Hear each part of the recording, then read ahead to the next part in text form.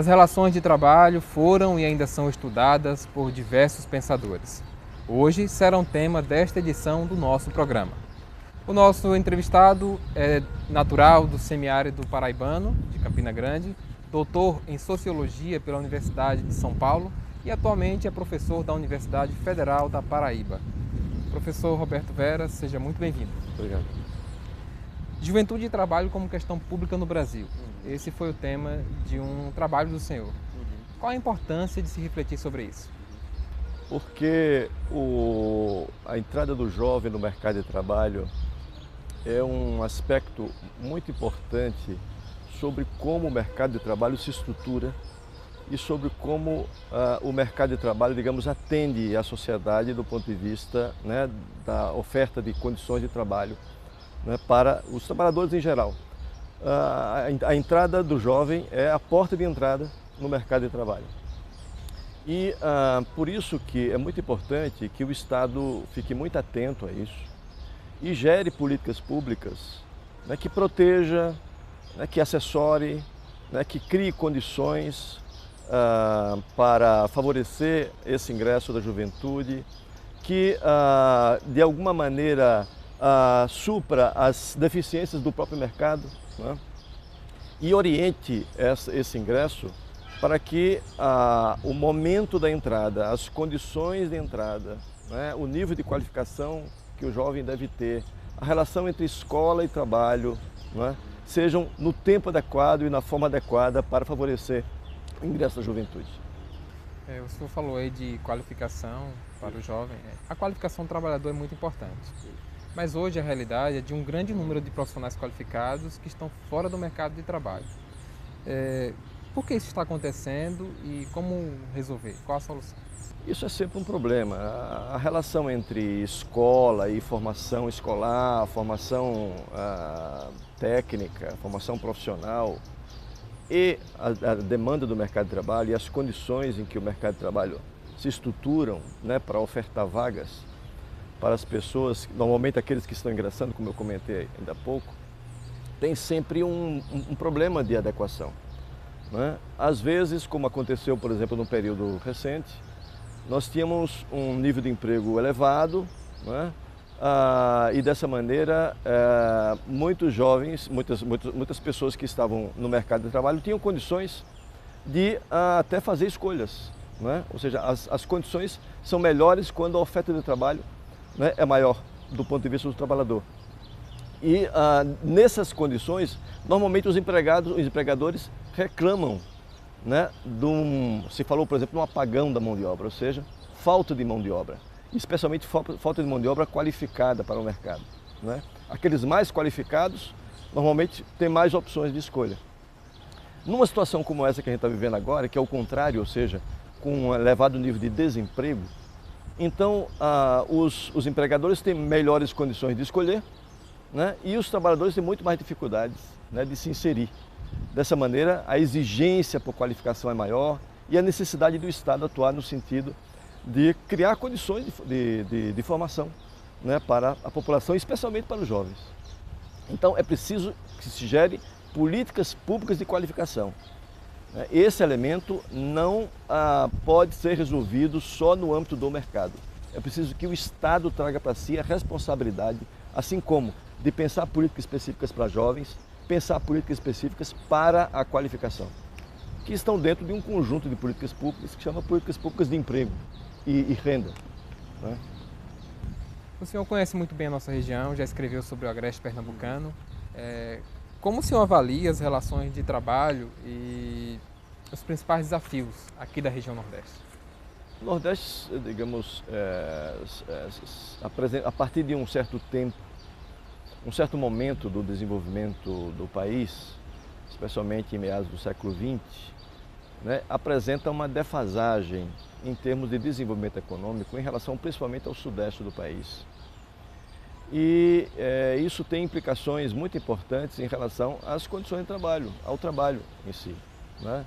Então, o processo de assalariamento, associado a um processo de assalariamento, a adoção, a incorporação de direitos trabalhistas, Tudo isso, digamos, acontece de uma maneira defasada e diferenciada em relação ao Sudeste, de modo que nós vamos ter, na média no Nordeste, né, condições de trabalho mais desfavoráveis.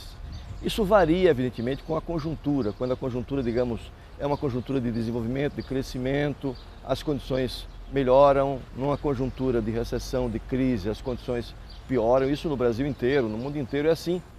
Acontece que há uma diferença de ritmo também aí. Né? Nós tivemos uma oportunidade de, no último período, com o crescimento do Brasil, do Nordeste apresentar taxas de crescimento de emprego, de formalização, melhores do que a do Brasil, do que a média do Brasil. Isso aconteceu no período de 2003 a 2015, 2014. O período que se seguiu, que é um período de crise econômica, o Nordeste tem apresentado indicadores de mercado de trabalho mais desfavoráveis do que do Sudeste, por exemplo, do que a média do Brasil.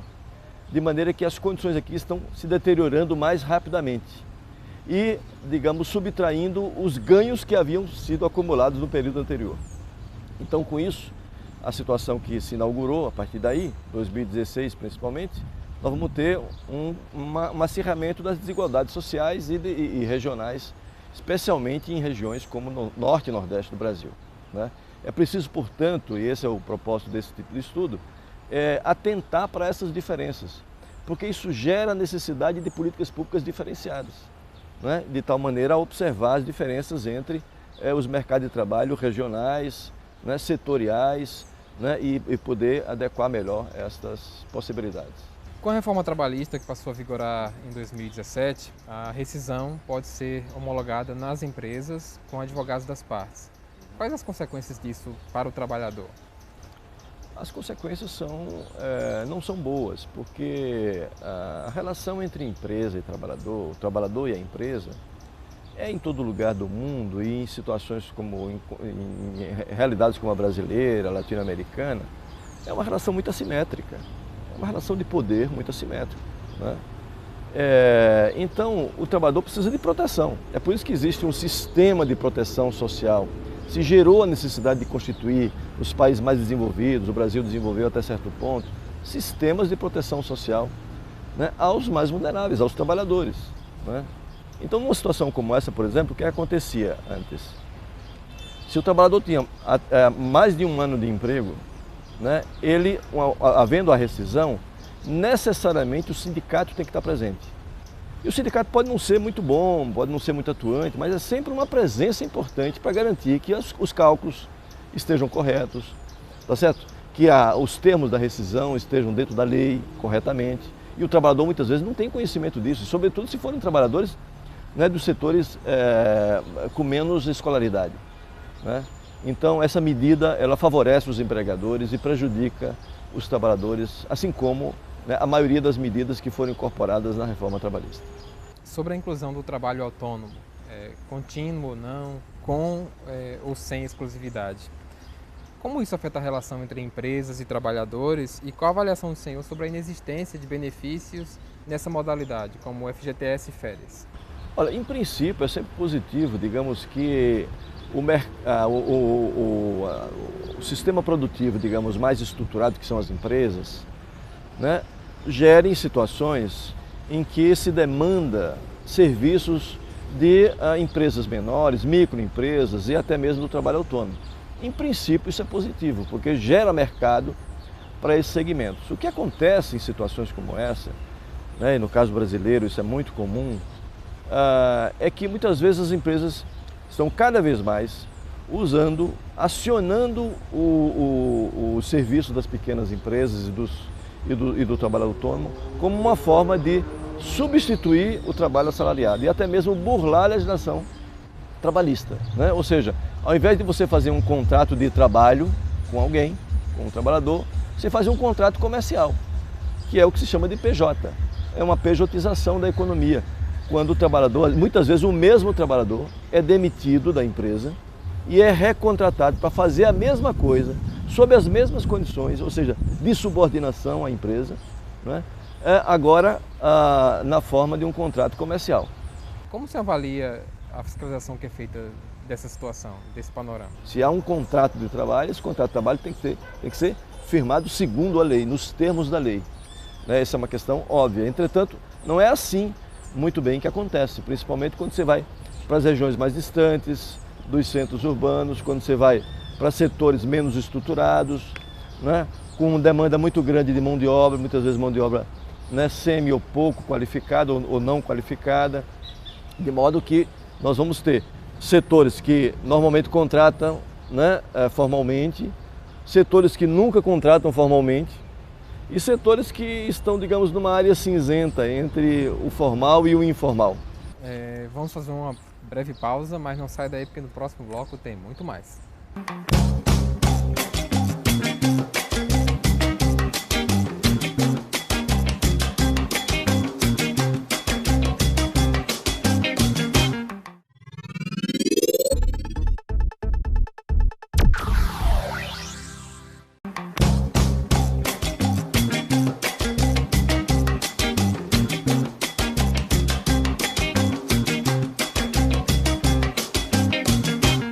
Estamos de volta com o Sou Sertão e o nosso entrevistado de hoje é o sociólogo e professor Roberto Veras. Professor, com a reforma houve alterações no tempo de trabalho, como o intervalo para alimentação, horas trabalhadas e fracionamento de férias. Em que isso implica para o trabalhador? Bom, isso são medidas que foram incorporadas na reforma trabalhista que visam a flexibilização da jornada de trabalho. Ou seja, tornar a jornada mais flexível segundo o ponto de vista do empregador. O empregador pode, com isso, com essas medidas, ter o trabalhador disponível de maneira mais adequada às suas necessidades, dessa maneira flexibilizando as relações de trabalho. O problema da flexibilização é que se ela não vier com medidas, né, de segurança para o trabalhador, isso pode implicar em prejuízo ao trabalhador. É o que acontece, por exemplo, com essa redução do tempo para alimentação. Redução do tempo da alimentação é alguma coisa que evidentemente prejudica o trabalhador, né? Se pode negociar para que a redução na hora do almoço ela implique numa antecipação da saída, coisas assim, mas é preciso que você garanta, né, um tempo adequado para o almoço, né? O tempo da jornada também, né, que pode ser flexível, e aí tem a possibilidade de se contratar um banco de horas em que o trabalhador, o tempo do trabalho vai sendo adequado conforme a necessidade, né, semanal, né, etc., diária do empregador, né? Isso tudo, digamos, cria situações muitas vezes de imprevisibilidade para o trabalhador, tá certo? Ou seja, ele tem uma vida familiar, ele tem, enfim, ele precisa fazer adequações entre a vida de trabalho e o resto das atividades e compromissos que ele tem, né? Então, se isso aqui fica muito flexível, o tempo do trabalho, ele não consegue planejar o resto da vida. Ele tem que fazer um curso, ele tem que atender os filhos, ele tem uma vida conjugal, ele tem, né? Enfim, então são coisas que criam uma margem maior, né, de uso do empregador em relação à força de trabalho, sem levar em consideração que essa força de trabalho é um trabalhador. Tá certo? E que, portanto, precisa de certas garantias, sob pena da vida dele virar digamos, piorar, não é? A respeito do terceiro aspecto que você se referiu, que é o do fracionamento de férias, esse é um daqueles itens que se enquadra num dos objetivos principais da reforma, que é de substituir o legislado pelo negociado. Ou seja, aquilo que é estabelecido pela lei pode ser negociado. Não é que tudo possa.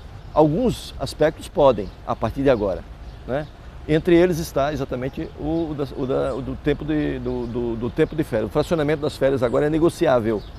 É possível, portanto, fracionar as férias em até 3, né, em 3 momentos.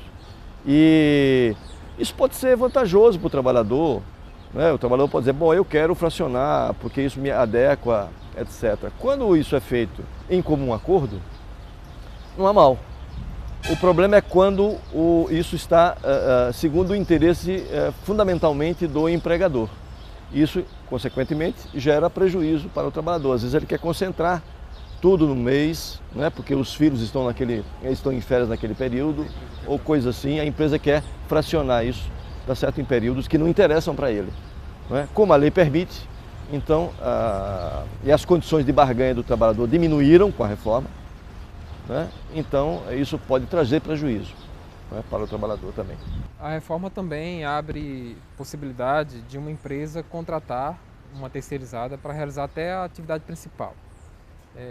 Mais uma vez, o que significa para o trabalhador, tanto de uma empresa quanto de outra? A contratação, a subcontratação para a realização da atividade principal, isso já tinha sido introduzido na reforma, na lei da terceirização, que aconteceu pouco antes da reforma trabalhista e foi incorporada, reafirmada no âmbito da própria reforma trabalhista. Esse é um problema porque a terceirização, a subcontratação, é uma forma de transferência de responsabilidade da empresa contratante em relação à empresa contratada, ou seja, aos trabalhadores da empresa contratada, né? Ou seja, com isso você cria uma situação mais difícil de cobrança dos direitos por parte dos trabalhadores. Ou seja, é ruim para os trabalhadores, né, das empresas terceirizadas, mas é também ruim para os trabalhadores da empresa contratante. Porque os trabalhadores da empresa contratante, digamos, têm agora uma situação em que tem que conviver com outros trabalhadores que ganham menos do que ele e que dessa maneira pressionam o mercado de trabalho para baixo, né? Agora, pensando isso em conjunto, o que se observa é que esse tipo de situação gera uma precarização das relações de trabalho, né? As condições, né, do trabalho são... Se uma empresa não tem interesse na atividade fim, em que atividade ela vai ter interesse? Com relação à qualidade, à estruturação, etc. Ela vai passar para um terceiro fazer isso porque ela está investindo naquele setor, né? Então isso cria realmente uma distorção muito grande, né, introduzida pela lei da terceirização e pela reforma trabalhista. Bom, para encerrar nosso bate-papo, aqui na região do Vale do São Francisco tem experiências de economia solidária, que é praticada por cooperativas e por produtores que também gerenciam seus negócios. O que isso representa para as relações de trabalho e a realidade econômica do nosso país? Eu acho que é uma opção muito importante essa, né, dos trabalhadores se organizarem em cooperativa, em associação e poder produzir, né, conjuntamente um bem, um serviço, etc., se inserir no mercado como um todo, produzindo de maneira cooperativa, de maneira solidária. Por isso se chama economia solidária. Ao invés, né, de os trabalhadores estar submetidos ao empregador, né, um patrão, etc., eles atuam autonomamente, não individualmente, que é essa figura do trabalhador autônomo, mas coletivamente organizado na forma de cooperativas, etc. Não é fácil fazer isso, né? Tem vários problemas. Um deles é um problema cultural, ou seja, muitas vezes um trabalhador que passou a vida inteira, na sua vida profissional, sendo empregado, né, às vezes ele tem dificuldade de pensar, né, uma outra maneira de se inserir no mercado que não seja essa na condição de empregado, né? Há também dificuldades de financiamento, de crédito, embora tenha sido aberta pelos bancos públicos, governos estaduais, governo federal, algumas linhas de financiamento, crédito popular, crédito solidário, coisas assim, né? Ainda há uma dificuldade muito grande de acesso a crédito para esse tipo de empreendimento, né? O escoamento da produção desses produtos, né? Isso muitas vezes depende de políticas públicas, por exemplo, né, a compra por parte do Estado de merenda escolar, por exemplo, para empreendimentos de economia solidária. Isso facilitaria muito e incrementaria medidas como essa, né, as atividades de economia solidária.